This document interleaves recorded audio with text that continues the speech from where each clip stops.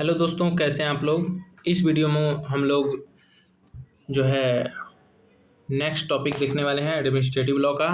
और आज का हमारा टॉपिक है नेचुरल जस्टिस। ठीक है, जिसमें हम लोग देखेंगे nature of natural justice, scope and historical development of natural justice. तो चलिए स्टार्ट करते हैं। सबसे पहले इंट्रोडक्शन से। Natural justice is one of the fundamental principle of administrative law. It ensures fairness, partiality and justice in administrative as well as judicial proceeding. ठीक है, natural justice का मतलब है कि वो इंश्योर करे फेयरनेस को, इम्पार्शियलिटी को और जस्टिस को इन एडमिनिस्ट्रेटिव और साथ ही साथ जुडिशियल प्रोसीडिंग में भी। ठीक है, the object of natural justice is to prevent arbitrariness and miscarriage of justice. ठीक है, इसका नेचुरल जस्टिस का ऑब्जेक्ट जो है क्या है, प्रिवेंट करना आर्बिट्रेरीनेस को और मिसकैरेज ऑफ जस्टिस को। Natural justice is not codified in any institute, it is based upon fairness, equity and good conscience and common sense. ठीक है, नेचुरल जस्टिस जो है कहीं भी कोडिफाइड नहीं है। मतलब जैसे आईपीसी बीएनएस, बीएनएसएस और बीएसए या कॉन्स्टिट्यूशन जैसे कोडिफाइड है, ये नेचुरल जस्टिस कहीं कोडिफाइड नहीं है। ये सिर्फ किस पे बेस्ड है, फेयरनेस पे, इक्विटी पे, गुड कंसाइंस पे और कॉमन सेंस पे। ठीक है, हिंदी वाले यहाँ देख सकते हैं, हिंदी पॉज करके वीडियो। ठीक है, चलिए पढ़ देते हैं। प्राकृतिक न्याय मतलब नेचुरल जस्टिस प्रशासनिक विधि का एक मूलभूत सिद्धांत है। इसका उद्देश्य प्रशासनिक तथा न्यायिक कार्रवाइयों में निष्पक्षता मतलब फेयरनेस, पक्षपात रहित निर्णय मतलब इम्पार्शियलिटी तथा न्याय मतलब जस्टिस सुनिश्चित करना है। इसका उद्देश्य मनमानी मतलब आर्बिट्रेरीनेस तथा अन्याय मतलब मिसकैरेज ऑफ जस्टिस को रोकना है।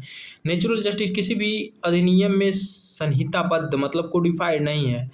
यह न्याय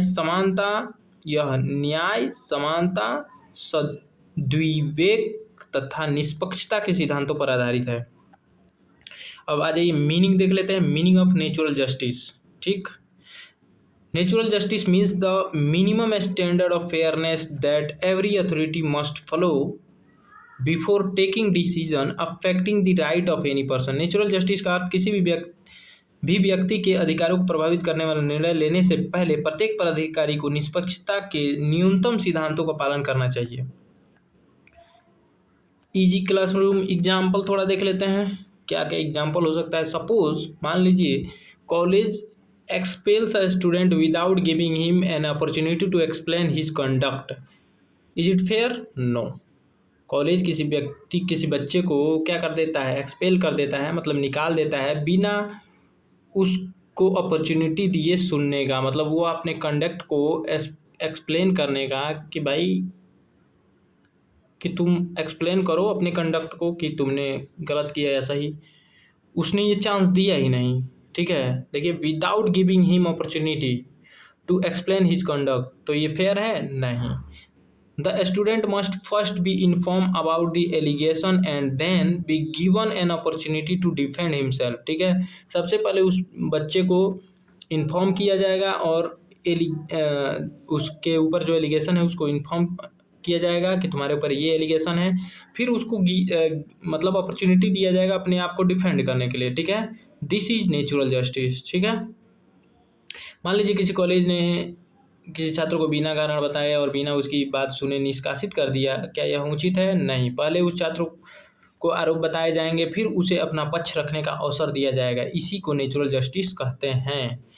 अब नेचर ऑफ नेचुरल जस्टिस, तो it is based on fairness, it is not codified, it is flexible, it apply to administrative, judicial और quasi judicial authority, it protects individual right, it prevents arbitrary exercise of power. ठीक है, यहाँ पे हिंदी में आप लोग पढ़ सकते हैं पॉज करके वीडियो। चलिए आगे बढ़ते हैं। Scope of natural justice. Initially natural justice was applicable only the judicial proceeding. Today its scope has expanded significantly. It applies to administrative authority, quasi judicial authority पर, डिसिप्लिनरी प्रोसीडिंग पर apply होता है, universities पर apply होता है, public authority पे apply होता है, ट्रिब्यूनल्स पे अप्लाई होता है, गवर्नमेंट डिपार्टमेंट पे अप्लाई होता है। ठीक है, यहाँ पे हिंदी देख सकते हैं आप लोग। आगे बढ़ते हैं। Example, cancellation of driving licence, dismissal of government employ, cancellation of university admission, black listing of contracting, all these action requires compliance with natural justice, ठीक है। ये सभी करने से पहले आपको नेचुरल जस्टिस का कंप्लायंस करना पड़ेगा कि पहले उस पर एलिगेशन, या मान लीजिए कि आप डिसमिस कर रहे हैं गवर्नमेंट एम्प्लॉय को, या कैंसिलेशन ऑफ यूनिवर्सिटी एडमिशन, या कैंसिलेशन ऑफ ड्राइविंग लाइसेंस, तो सबसे पहले आपको उसको बताना पड़ेगा कि आपने क्यों कैंसिल किया। फिर उसको सुनने का अधिकार मिलना चाहिए, मतलब उसको अधिकार मिलना चाहिए अपने पक्ष को रखने का, फिर आप उसको कैंसिल करेंगे, ठीक है। हिस्टोरिकल डेवलपमेंट देख लेते हैं। तो natural justice originated from Roman laws and was later developed under English common law, ठीक है। It is based on principle of fairness, equity and good conscience, ठीक है। इन इंग्लैंड में court gradually expanded this principle to control arbitrary administrative action.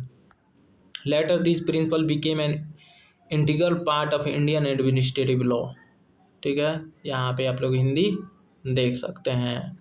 आज ये development in India, although constitution does not expressly mention natural justice, article 14 and 21 have given constitutional protection to this principle. Today every administrative authority is expected to act fairly, ठीक है। संविधान में natural justice स्पष्ट उल्लेख नहीं है, फिर भी अनुच्छेद 14 और अनुच्छेद 21 ने इन सिद्धांतों को संवैधानिक संरक्षण प्रदान किया है। आज प्रत्येक प्रशासनिक अधिकारी से अपेक्षा की जाती है कि वह निष्पक्ष एवं न्यायपूर्ण ढंग से कार्य करे। इम्पोर्टेंट केस लॉज देख लेते हैं। एक कराई पक वर्सेस यूनियन ऑफ इंडिया, इसमें क्या फैक्ट थे? तो selection board member himself became a candidate for selection. Principle क्या था? The Supreme Court held that the distinction between administrative and quasi judicial function have become very thin and natural justice applies to both. चयन समिति का सदस्य स्वयं चयन का उम्मीदवार बन गया, ठीक है। तो इसमें निर्णय क्या है? सर्वोच्च न्यायालय ने कहा कि प्रशासनिक एवं अर्ध न्यायिक कार्यों के बीच का अंतर बहुत कम रह गया है तथा दोनों पर नेचुरल जस्टिस लागू होगा। Maneka Gandhi versus Union of India, इसमें क्या था? Government impounded Maneka Gandhi's passport, ठीक है, without giving advocate reason for proper hearing, ठीक है। मतलब Maneka Gandhi versus Union of India में गवर्नमेंट ने मेनका गांधी के जो पासपोर्ट था उसको इम्पाउंड कर दिया, मतलब जब्त कर दिया, बिना उनको रीजन बताए, प्रॉपर रीजन और सुनवाई का बिना रीजन दिए, ठीक है। तो प्रिंसिपल क्या था इसका? तो सुप्रीम कोर्ट मतलब जजमेंट क्या आया? Supreme Court held that any procedure affecting personal liberty must be fair, just and reasonable. Court ने कहा कि कोई भी प्रोसीजर जो पर्सनल लिबर्टी को इफेक्ट कर रहा है वो क्या होना चाहिए? Must be fair, just and reasonable होना चाहिए, ठीक है। हिंदी वाले देख सकते हैं। अगला केस है Ridge versus Baldwin. This landmark English case revive the importance of natural justice in administrative law. इस ऐतिहासिक अंग्रेजी निर्णय ने प्रशासनिक विधि में नेचुरल जस्टिस के महत्व को पुनः स्थापित किया। इम्पोर्टेंस क्या है नेचुरल जस्टिस का? तो prevent arbitrariness, protect fundamental right, ensure transparency, build public confidence and promote rule of law, ठीक है।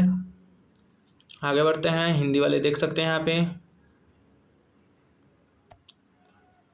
1 मिनट रिवीजन के लिए आप देख सकते हैं। नेचुरल जस्टिस में नेचर क्या है? फ्लेक्सिबल। स्कोप क्या है? Administrative, judicial plus quasi judicial. Historical development में रोमन लॉ से लिया गया है। इंग्लिश कॉमन लॉ में इंडियन एडमिनिस्ट्रेटिव लॉ को फॉलो किया। English common law, Indian administrative law, मतलब ये पॉइंट है। और केस में है इंपॉर्टेंट एक कराईपक, मेनका गांधी और रिज वर्सेस बेल्डविन, ठीक है। तो थैंक्स फॉर वाचिंग, मिलते हैं नेक्स्ट वीडियो में। कंक्लूजन आप लोग देख सकते हैं। और आपको ये लेक्चर कैसा लग रहा है कमेंट में ज़रूर बताइएगा। मेरा मकसद लेक्चर नहीं यार, मेरा मकसद है कि आप लोग को अच्छा कंटेंट प्रोवाइड करा देना। आप खुद भी पढ़ सकते हैं, ठीक है। ये तो हम कोरम पूरा कर रहे हैं, असली मेहनत तो आप लोग ही करेंगे, ठीक है। हम कुछ भी कर लें भाई, आपको घोल के तो पिला नहीं सकते हैं, पढ़ना खुद ही है आपको। सो थैंक्स फॉर वाचिंग, मिलते हैं नेक्स्ट टॉपिक के साथ।